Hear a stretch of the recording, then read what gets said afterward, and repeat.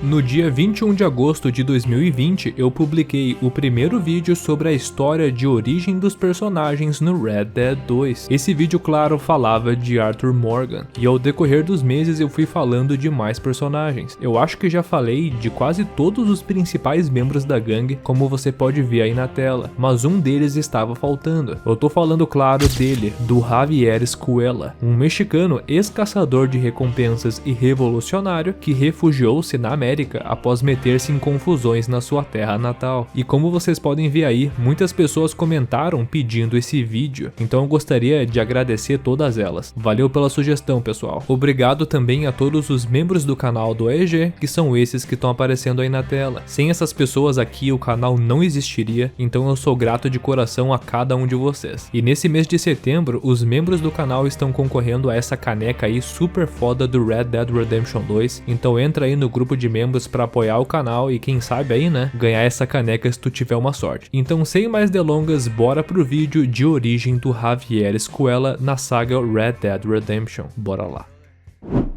Javier Escuela nasceu em Nuevo Paraíso, no México, e assim como os demais membros da gangue, ele é de origem humilde, sendo filho de um simples trabalhador no campo. E uma curiosidade interessante sobre o pai do Javier é que ele trabalhava nas terras do tio de Agustín Allende. Quem jogou o Red Dead 1 já reconhece ele logo de cara pelo fato dele ser o coronel do exército mexicano e o governador de Nuevo Paraíso. Quando criança, o Javier testemunhou a morte do seu tio e mais 4 homens que foram brutalmente castrados e servidos de alimento aos porcos. Tudo isso por conta deles acharem que mereciam um pagamento melhor pelos seus trabalhos no campo. Acredita-se que, por conta da morte do seu tio e mais outras razões, o Javier tornou-se um caçador de recompensas e um revolucionário que lutou contra o tirano e corrupto governo mexicano. E em certa altura do campeonato, o Javier envolveu-se romanticamente com uma mulher que tinha relações com um poderoso militar mexicano. E apesar dessa relação não ser explicitada, se acredita que ela era esposa ou filha do homem. E por conta dessa relação, o Javier acabou entrando em confronto com o homem, resultando em sua morte. O óbito do homem, obviamente, foi de grande repercussão por todo o país. Naquele momento, o Javier estava prestes a tornar-se um homem morto, já que assassinar um militar no tirano México da época era a mesma coisa que assinar a própria sentença de morte. E temendo que retaliações pudessem chegar à sua família, o jovem Javier decidiu que era prudente fugir da região antes que algo pior acontecesse. E com isso, ele partiu para os Estados Unidos. Chegando lá, claro, né, ele só passou por perrengue. Ele não sabia falar inglês e encontrou grandes dificuldades para sobreviver, passando por períodos difíceis de fome e necessidade. Em um desses momentos de necessidade, tentando roubar galinhas para alimentar-se, o Javier conheceu o homem que mudaria sua vida para sempre, Dutch Van der Linde.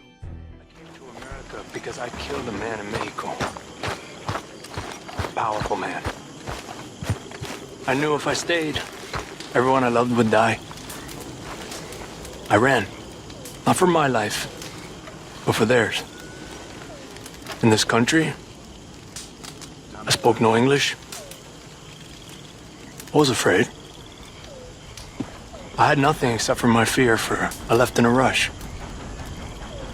I was starving, feeble, and alone. I thought I would die crossing the desert. I thought I would get here and be sent back. I thought I would be killed. I was simply starving because nobody cared. And then I met Dutch. I was stealing chickens and he, I met him doing the same. And we laughed. He took me in. And he fed me. And he clothed me. And I met all of you. I don't believe I shall ever go back home now. For this is my home now.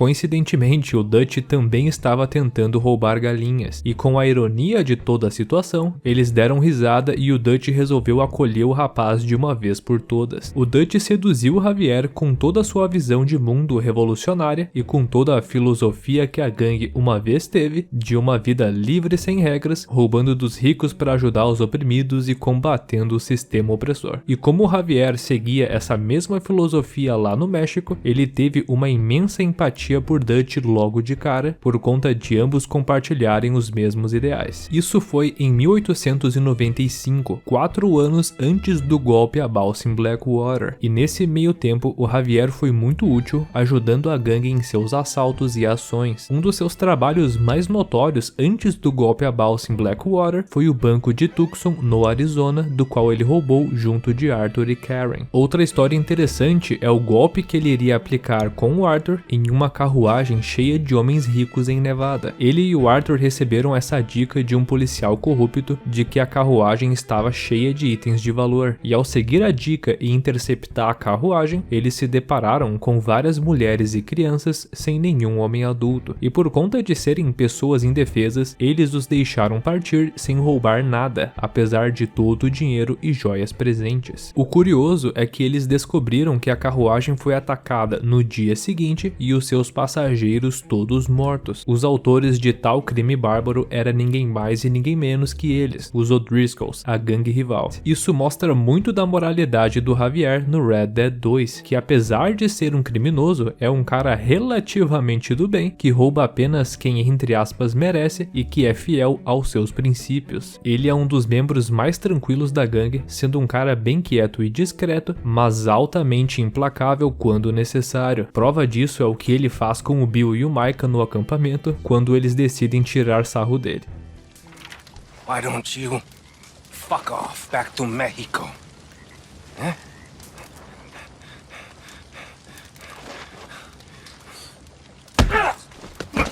Why don't you fuck off back to hell? You hit like you dress. All feminine. I said, what you doing, greaser? I'm just playing with my knife, sheep fucker. Just playing with my knife.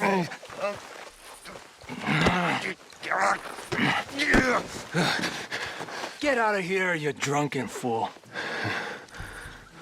Cara, ele é um dos meus personagens favoritos só por ter dado esse supapo aí na cara do Micah. Durante a reta final da gangue, na Gruta dos Castores, o Arthur está com tuberculose avançada, preocupado com o destino da família de John e a insanidade do seu líder. O Dutch está totalmente fora de si, tomando atitudes erradas e imprudentes, chamando muito a atenção desnecessária à gangue e os colocando em risco. E nesse cenário conturbado, o Arthur enfrentava muito o Dutch, discordando das suas ideias em público e tudo mais. E no meio dessa rixa toda, o Javier desenvolveu um desafeto por Arthur e John. Prova disso é um dos diálogos que ele pode ter com Arthur no acampamento. You okay, friend? Never better. Dutch. You're breaking his heart. You know that. Did he tell you to say this to me, friend? No. But I know. Dutch, and that fool at his ear, they're gonna kill every last one of us. I see that now. Why are you doing all this stuff behind Dutch's back, Arthur? Why? It ain't like that. Oh, so it's true. You're undermining us all, just when it matters the most. Who said that? Micah? Dutch? Doesn't matter who said it, it's true. Come on, man. Right now, be strong, be together. I'm trying. Try harder. Isso prova que ele estava com uma lealdade totalmente cega ao patriarca, não conseguindo enxergar o panorama completo. Mas ele parece acordar dessa ilusão quando o caos realmente colapsa, com a gangue toda se dividindo e o Dutch questionando quem era o traidor, já que os Pinkertons estavam a caminho do acampamento. Nesse momento, todos se dividiram, com Arthur e John de um lado e Dutch, Micah, Cleet, Joe, Bill e Javier do outro. O curioso é que, diferente dos demais, o Javier não aponta sua arma para o John e o Arthur. O Bill também é outro que não faz isso. Então, na minha visão, esse é o momento em que a ficha do Javier caiu de fato e ele percebeu como que as coisas estavam fora do controle. Quando os Pinkertons chegam no acampamento e a confusão começa, o Javier simplesmente some do mapa, não sendo mais visto desde então. Ele não é visto nem mesmo perseguindo o Arthur e o John de cavalo quando eles saem da caverna, o que mostra que ele só preocupou-se em fugir, sem importar-se com o que aconteceria com o John e o Arthur. A última notícia que nós temos dele no Red Dead 2 é num artigo de jornal sobre os membros foragidos da gangue Vanderland. A matéria fala que um telegrama vindo do México relata que há rumores que Javier Escuela está se refugiando na zona montanhosa do país, ou seja, ele sobreviveu ao caos final com os Pinkertons. Isso não é novidade para quem jogou o primeiro Red Dead, já que ele é um dos personagens centrais do jogo, junto de Bill e Dutch. Como todos sabem, no primeiro jogo, que cronologicamente se passa depois do primeiro, o John é forçado pelo FBI a caçar os seus antigos comparsas de gangue para poder retornar à sua família que está em cárcere. E durante o enredo, ele descobre que o Javier está no México trabalhando como hitman do implacável general do exército e governador de Nuevo Paraíso, Agustín Allende. Isso mesmo, o cara que antes era contra o exército e o governo mexicano, agora tá trabalhando para ele. Irônico, né? Isso pode soar bem controverso por conta do Javier ter fugido para a América justamente por ter problemas com o governo e o exército mexicano. Então como assim que do nada ele volta e começa a trabalhar para os caras? Bom, isso é justificado por conta da troca de poderes no governo do México. Em 1910, um ano antes dos acontecimentos do Red Dead 1, o Ignacio Sánchez mobilizou um golpe de estado, usurpando a presidência da República sob a alegação de que o governo nacional não tinha capacidade para governar adequadamente o povo. Aí, com um novo governo, os crimes de Javier teriam sido supostamente esquecidos. Eu sei que isso é uma desculpa meio frouxa, mas é isso que o jogo fala. Enfim, após uma série de eventos envolvendo uma traição sofrida por John por parte do exército mexicano, o John juntou-se aos rebeldes revolucionários na luta contra o exército mexicano. Em troca, o líder dos rebeldes, Abraham Reyes, prometeu dar Javier Escuela para John, e isso de fato aconteceu durante uma invasão dos rebeldes ao Forte El Presidio. E nessa missão, senhoras e senhores, nós temos um dos diálogos mais marcantes de todo o jogo. Hello, old friend. It's been a long time. Hello, brother. It's good to see you. I heard you was coming. You took your time, no? Come on, you're not gonna shoot your own brother, are you? We was family. Yeah, we were. Then you and Dutch went crazy and family didn't mean so much. So now you do the government's work. And what do? You just work for a different government. Come on, brother. I think we should go our separate ways, huh? What you and Dutch did was wrong. And the way you left me was wrong. Now, I hate to judge, but as it turns out, it's you or me. The way I see it, might as well be you. We thought you was dead, brother. I promise. I'm telling the truth. Besides, I can give you Bill. And Dutch is in Colombia. I can take you straight to him. You left me to die? Whoa. To save your own skin, and now you expect me to care about you? You got it all wrong, brother. I've always loved you. Even now. Esse diálogo tem um ponto bem interessante, que é quando John fala que Dutch e Javier o deixaram para morrer. O Javier se defende dizendo que achava que ele estava morto. O John, claro, não acredita. Isso de fato aconteceu no Red Dead 2 durante a missão O Melhor de Nós, onde a gangue estava roubando o trem do exército. Nela, o John é baleado e cai do trem. Com isso, o Dutch, Micah e Javier retornaram para supostamente salvá-lo.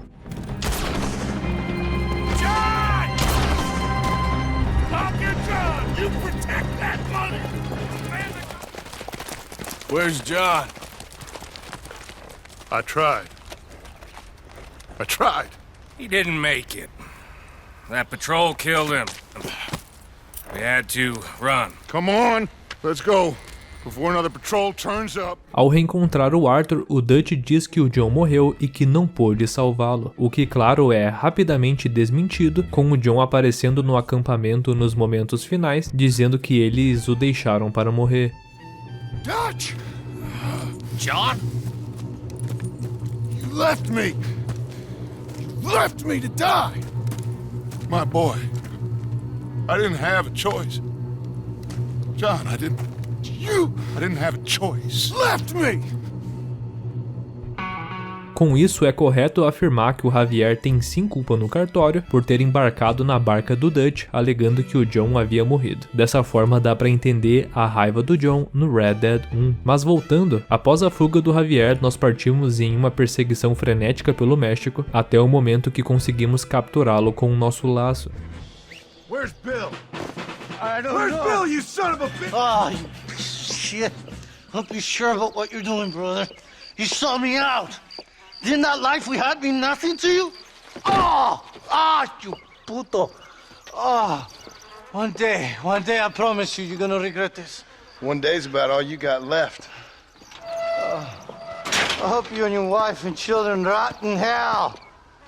You know that life we lived is over. And when we was living it, it didn't mean nothing anyway. It was just an excuse, and we all knew. What I knew is that you was always a puto. And you're still a puto. Marston, come with me. The army sent reinforcements. Come. Yeah, go with your puto. Mr. Marston, fancy seeing you down here. I must say it's a pleasant surprise to see you. You've done well, Mr. Marston. Now, Javier here gets to see how far the hand of justice can reach. Come on, you. Nessa missão, nós também temos a possibilidade de matar o Javier, o que é meio chato, pois todos esses diálogos bacanas sobre o passado deles não aparecem. Mas uma coisa legal desse desfecho é o que o John faz com o cadáver do Javier após colocá-lo na cela.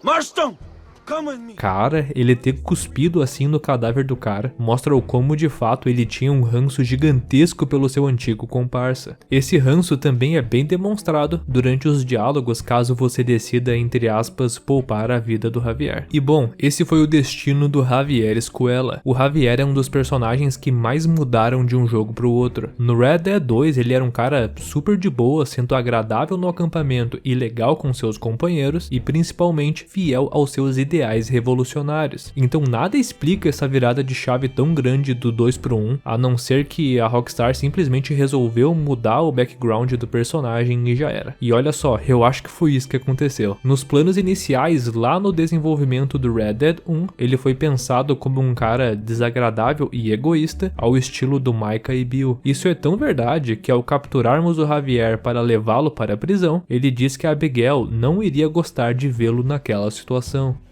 Come on, amigo. Abigail wouldn't want this. Abigail would have killed you already. She always thought you was a creep.